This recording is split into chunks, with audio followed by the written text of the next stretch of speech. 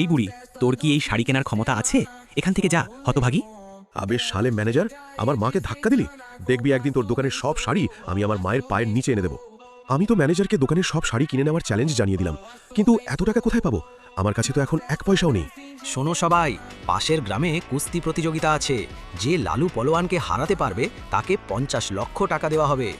কে আছো মায়ের লাল, যেই লালু পলোয়ানের সাথে লড়তে পারবে? আমি লড়ব এই লালু পলোয়ানের সাথে। বন্ধুরা, এবার লালু পলোয়ান আর হালকের কুস্তি শুরু হতে যাচ্ছে।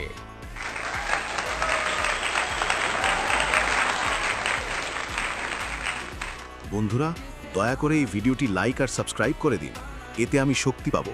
বন্ধুরা, এই লড়াই হাল্ক জিতেছে, আর পুরস্কার হিসাবে হাল্ক 50 লক্ষ টাকা পেল। শালে ম্যানেজার, এই নে 20 লক্ষ টাকা। এই দোকানের সব শাড়ি আমি আজ কিনে নিলাম। মা, তোমার যে শাড়ি পছন্দ হয় নিয়ে নাও।